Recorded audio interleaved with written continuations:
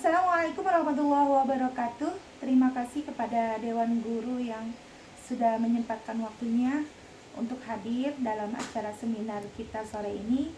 Juga para murid SMP dan SMA yang sudah hadir untuk menimba ilmu bersama-sama ya dalam acara seminar ini.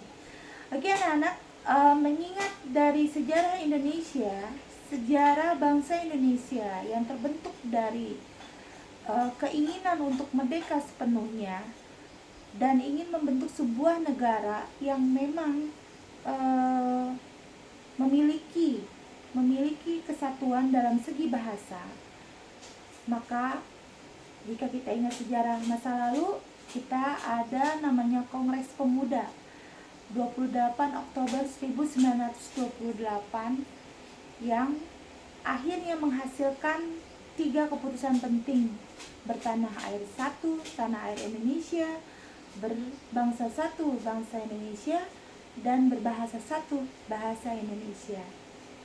Oke anak-anak, mengingat bahasa Indonesia adalah bahasa ibu, saya setuju, bahasa ibu yang diajarkan oleh para orang tua di awal pertama kali anak itu sudah mulai berbicara, mulai dari batita ya, atau bahkan mulai sejak lahir sudah diajarkan. Oke, Indonesia itu memiliki banyak suku. Terdapat, menurut survei, terdapat 300 suku di Indonesia. Juga bahasa yang termasuk banyak, sejumlah 1340 bahasa. Dan itu merupakan hal unik untuk kita kaji pada sore hari ini ya.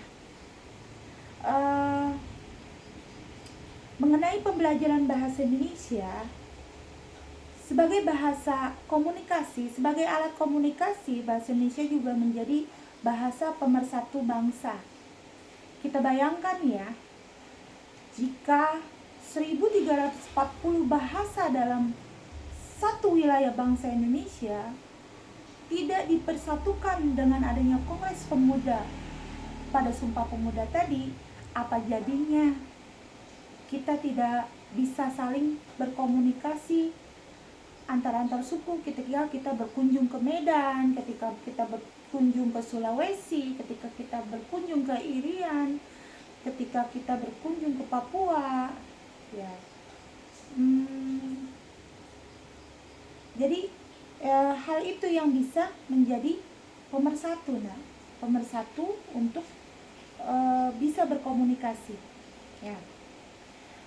Mengingat permasalahan yang ada dalam pembelajaran bahasa Indonesia, saya sudah mengumpulkan beberapa pertanyaan dari audiens. Tadi moderator sudah menyiapkan.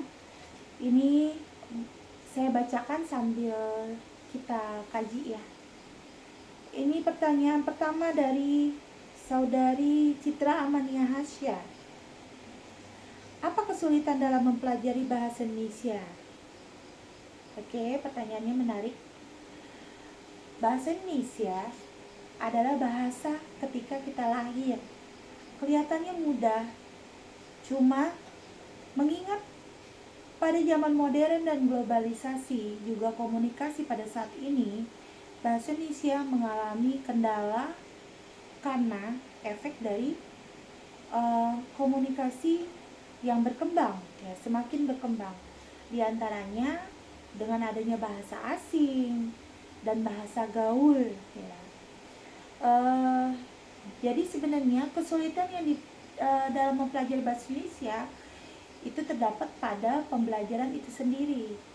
Di antaranya adalah pembelajaran yang kurang menarik, mungkin metode yang dipakai tidak menarik minat siswa untuk belajar, atau keinginan siswa yang sangat kurang untuk mendalami bahasa Indonesia karena dianggap hal sepele. Jadi ini yang harus menjadi konsentrasi bagi setiap guru untuk lebih lebih menjadi concern, menjadi perhatian penuh ya. Oke, kita lanjut ke pertanyaan kedua dari saudara Raja Ilyas Prabowo. Bagaimana dengan bahasa gaul saat ini? Menurut saya, bahasa gaul itu sudah tidak bisa kita tolak atau kita hindari, karena emang uh, sudah menjadi perkembangan zaman, apalagi sudah ada media sosial pada saat ini. Bahasa gaul yang seperti kebanyakan yang kita ketahui ya, lebih banyak digunakan oleh anak-anak ya, anak-anak muda bahkan, karena karena menurut mereka dengan bahasa gaul mereka merasa lebih keren dibanding menggunakan bahasa baku. Contohnya bahasa gaul itu seperti gaje itu nggak jelas gitu kan, atau gercep, gerak cepat, atau mungkin mager, malas gerak, baper, bawa perasaan, curcol, curhat colongan, atau mungkin mereka menggunakan singkatan dalam bahasa Inggris, dan mereka sebut itu juga bahasa gaul. Contohnya BTW, by the way ya, atau singkatan dari OTW, on the way gitu kan ya, atau GWS, get well soon. Jadi itu banyak sekali dipakai anak-anak untuk berkomunikasi satu sama lain. Jadi bahasa gaul saat ini perlu diarahkan.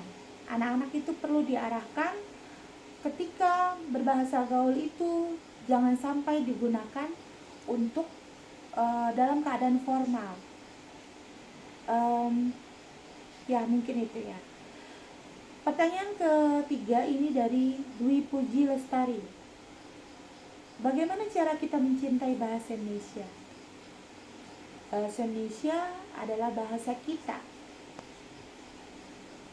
Sangat disayangkan ketika kita tidak mencintai apa yang kita punya. Maka, bagaimana sih untuk mencintai bahasa Indonesia? Salah satunya adalah lebih banyak membaca literasi, buku-buku berbahasa Indonesia, mengkajinya dan mendalaminya. Bahkan pada tingkat tertentu di sekolah-sekolah, anak-anak itu banyak diajarkan tentang majas-majas, bahasa kiasan, diksi, kosakata, sehingga kosakata pada anak-anak dalam pergaulan itu makin berkembang dan juga bisa digunakan untuk membuat karya tulis. Jadi bagaimana mencintai bahasa Indonesia? Ya tadi, mencintai apa yang kita punya dengan cara banyak membaca. Oke anak-anak, mungkin kesimpulan yang akan kita ambil dari seminar sore ini adalah permasalahan yang terjadi dalam pembelajaran bahasa Indonesia itu biasanya lebih kepada campur bahasa antara bahasa asing, bahasa gaul, dan terkendala pada kesalahan lisan juga tulisan, seperti pamflet, spanduk yang mungkin tidak menggunakan bahasa ejaan yang disempurnakan. Jadi saya harap dengan adanya bahasan hari ini kita lebih memiliki rasa ingin tahu untuk mempelajari bahasa Indonesia lebih dalam. Mungkin cukup sekian seminar kita sore ini. Saya ucapkan terima kasih. Assalamualaikum warahmatullahi wabarakatuh.